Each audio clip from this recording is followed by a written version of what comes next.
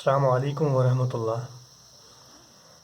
Dear students, as you know that we are dealing with the topic tenses, and today it is going to be the last lecture on the topic.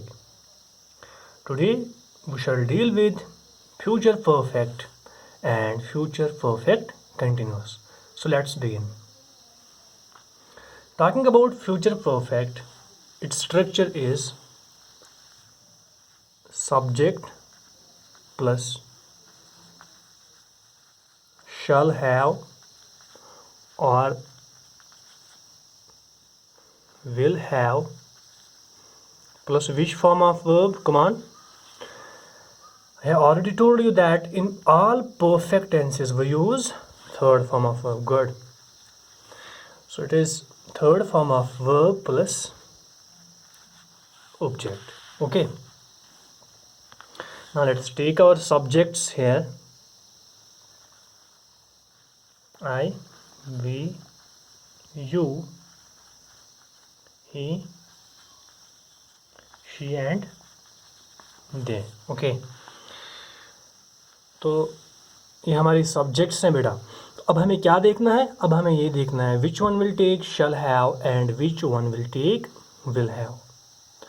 तो I think it is clear to you, isn't it? Yeah. तो अब हम क्या करेंगे बेटा? जिस pronoun के साथ हमने शैल यूज़ किया उसके साथ शैल हैव यूज़ होगा, और जिस प्रोनाउन के साथ हमने विल यूज़ किया था उसके साथ विल हैव यूज़ होगा. Got it?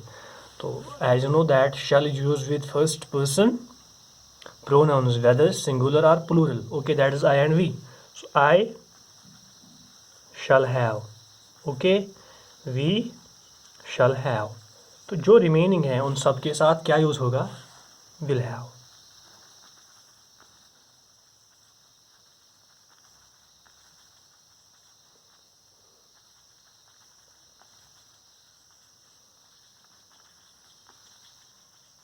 Okay.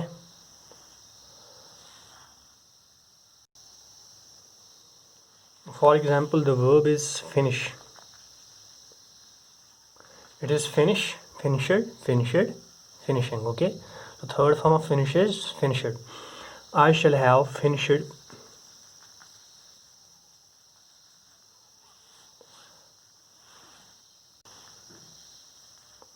my work.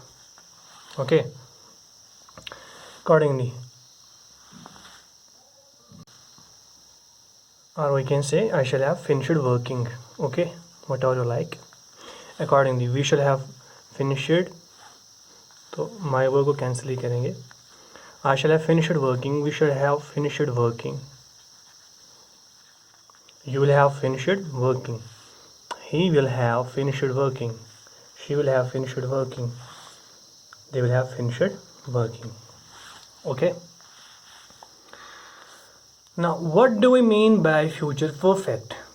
शाबाश बेटा, सिंपल ही है. मैंने आपको पहले ही बताया सारे perfect tenses just completed actions दिखाते हैं.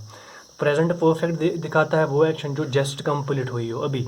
हाँ, पास्ट परफेक्ट दिखाता है जो जस्ट कंप्लीट एक्शन हो मगर किस में? पास्ट में. तो फ्यूचर क्या दिखाएगा बेटा? तो ये सिंपली वो एक्शन दिखाएगा जो जस्ट फिनिश होगी, जो जस्ट कंप्लीट होगी मगर कहाँ? फ्यूचर में. So it shows just completed actions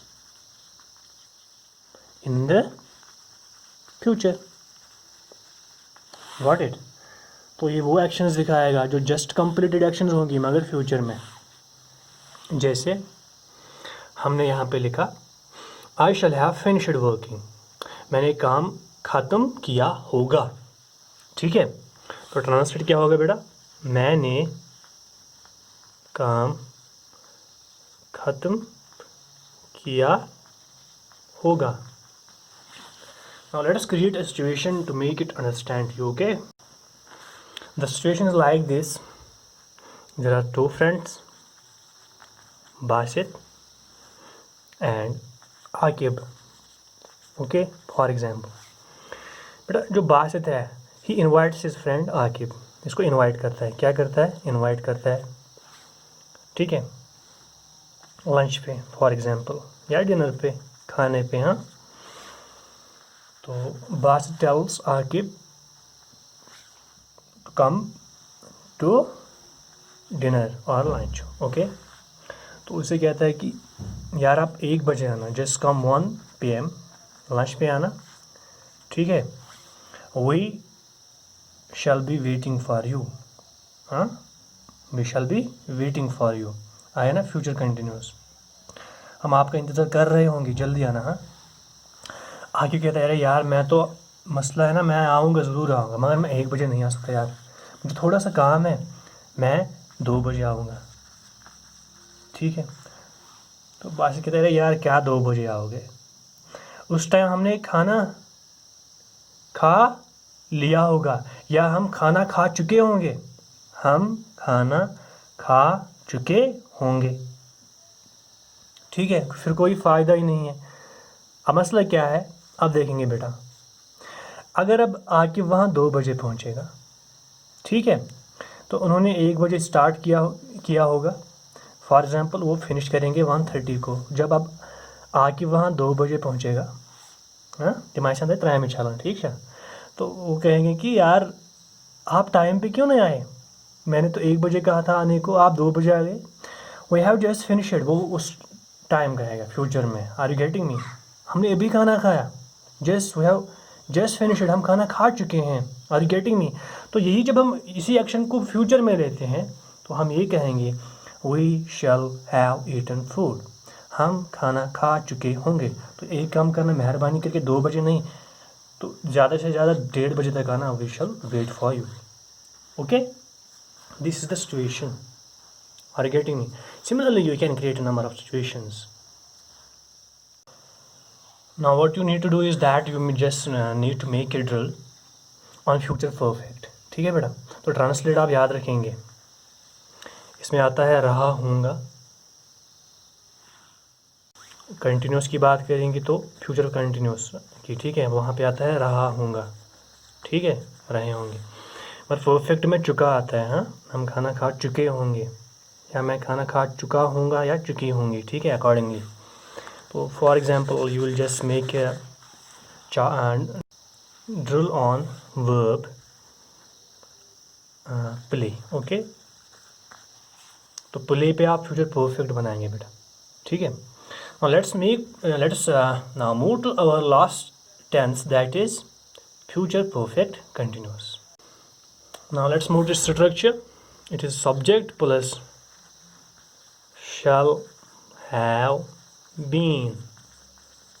तो जो बेटा फ्यूचर परफेक्ट कंटिन्यूस टेंसेस हैं, मैंने आपको पहले ही बताया है, परफेक्ट के बदले यहाँ पे थर्ड फॉर्म बी की आती है, बी वॉज बीन, इसलिए बीन जहाँ भी आप फ्यूचर परफेक्ट कंटिन्यूस टेंस देखेंगे, याद रखिए, या कोई भी perfect tense, perfect continuous tense देखेंगे, that is present perfect continuous, past perfect continuous और फ्यूचर परफेक्ट कंटिन्यूस, इनमें 2 चीज़ें आप देखेंगे, बीन भी यूज़ होगा और इंग फॉर्म भी यूज़ होगी, तीनों टेंसेस में। ओके, तो it is subject plus shall have been और will have been plus ing form of verb plus शबाश बेटा। और एक चीज़ होती है यूज परफेक्ट कंटिन्यूस टेंस में, वो क्या है, पॉइंट ऑफ टाइम और period of time plus since और for. Okay, now let's take our pronouns here, I, we, you, he, she, they. Okay, तो वर्क ही हम वर्ब लेंगे बेटा। तो अब शैल हैव बीन किसके साथ यूज़ होगा, विल हैव बीन किसके साथ यूज़ होगा, तो आपको समझ आ चुका होगा। हाँ, तो इट इज़ दैट जिसके साथ शैल यूज़ हुआ उसके साथ शैल हैव बीन यूज़ होगा। हाँ, अब जिसके साथ विल यूज़ हुआ उसके साथ विल हैव बीन यूज़ होगा। तो I shall have been, we shall have been, तो रिमेनिंग के साथ you will have been, huh? Accordingly, he will have been, she will have been, they will have been क्या, working, for example since morning, हाँ, तो यहाँ पे point of time है, या हम फॉर 2 आवर्स और for 5 hours, for 3 hours, for 20 minutes, what ever like वो भी लिख सकते हैं। तो ये सेम ही रहेगा। We should have been working since morning, हाँ, accordingly he will have been working since morning extra. Okay, तो बेटा अब इसको ट्रांसलेट कैसे करेंगे? I shall have been working since morning. शाबाश। मैं सुबह से काम कर रहा, कंटिन्यूस है ना, रहा इसमें आता है, ठीक है। मैं सुबह से काम कर रहा हूँगा या होंगी। अकॉर्डिंगली हम सुबह से काम कर रहे होंगे, तुम या आप सुबह से काम कर रहे होंगे, वो सुबह से काम कर रहा होगा, वो सुबह से काम कर रही होगी, वो सुबह से काम कर रहे होंगे। Okay, what is this future perfect continuous? शाबाश बेटा। तो एक ऐसी एक्शन दिखाएगा, कौन सी एक्शन, वो यहाँ पे हम लिखेंगे। So it shows an action that will begin, that will at some time in the future, and will remain in progress, and will remain in up to a certain time. I am trying to make it easy बेटा, I think ये आपको समझ आएगा। हाँ, it shows an action that will begin at some time in the future. तो बेटा future perfect continuous एक ऐसी एक्शन दिखाएगा जो किसी वक्त में फ्यूचर में बिगिन होगी, फ्यूचर में, और वो एक्शन कंटिन्यू रहेगी। क्या रहेगी बेटा? इन प्रोग्रेस रहेगी किसी वक्त तक। ये क्या होता है? किसी वक्त वो शुरू होगी, किसी वक्त तक। फॉर एग्जांपल फ्यूचर में, फॉर एग्जांपल अगर संडे की हम बात करेंगे, संडे 10 बजे कोई काम हम स्टार्ट करेंगे, ठीक है, आफ्टर सर्टन टाइम 1 बजे तक लगेगा, ठीक है।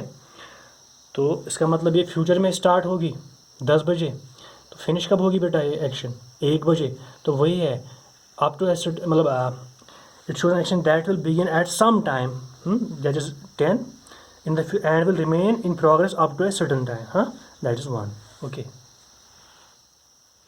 यानी कि एक ऐसी एक्शन जो फ्यूचर में होगी, कुछ एक्शन इसमें परफेक्ट होगी।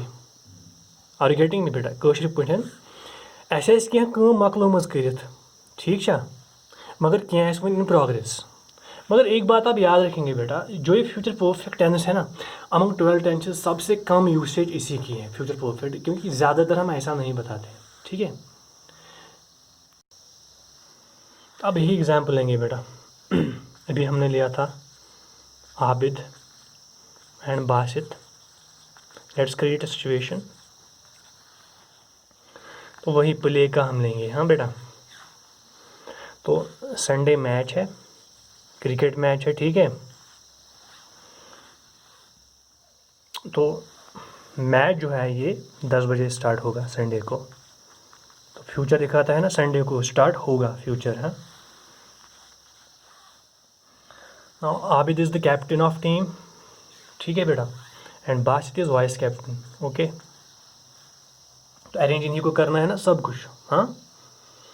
तो Abid makes all the preparations. तो बासित कहता है you are my vice captain, तो आपको जल्दी से आना है।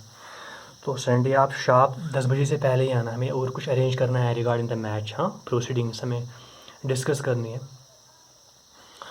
तो अनफॉर्चुनेटली जो बासित है, he has to accompany his grandfather to doctor Sunday को ही, हाँ।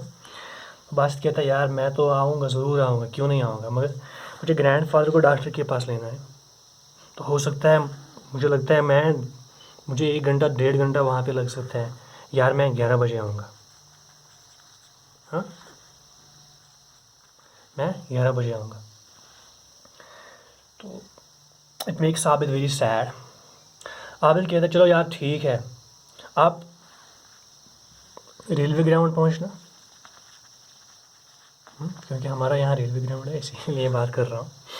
आप रेलवे ग्राउंड पहुँचना, ठीक है, कٲشِر पٲٹھۍ येल्ہِ ژٕ तور वاتٮ۪کھ اَسہِ آسی ووتمُت 1 گھنٹہٕ گِنٛدان یا اَسہِ آسی ووتمُت 10 بجہِ پٮ۪ٹھ گِنٛدان تُل ژٕ ییٖزِ کینٛہہ چھُنہٕ پرواے بہٕ تھاوَس رٔٹِتھ تی چھا وَنان أسۍ यस मगर बहुत कम ऐसी बात हम करते हैं। हाँ, क्या हम सुबह से खेल रहे होंगे, ठीक है बेटा, या हम 1 घंटे से खेल रहे होंगे जब आप 11 बजे पहुँचोगे, वही है ना, वही shall have been playing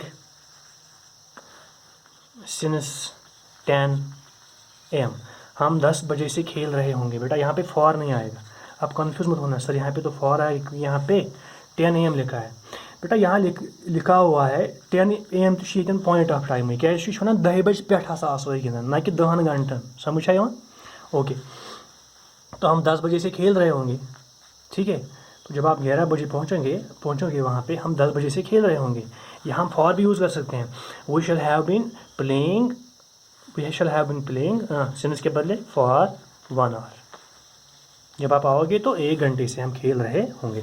so this is how we use these tenses and their structures. Now I hope that you have understood all the tenses. In case बेटा अगर कोई भी स्टूडेंट ऐसा हो किसी भी टेंस में डाउट हो, ठीक है सर हमें यहाँ पे कुछ डिफ़िकल्टी लगती है, तो feel free to contact me, you are always welcome.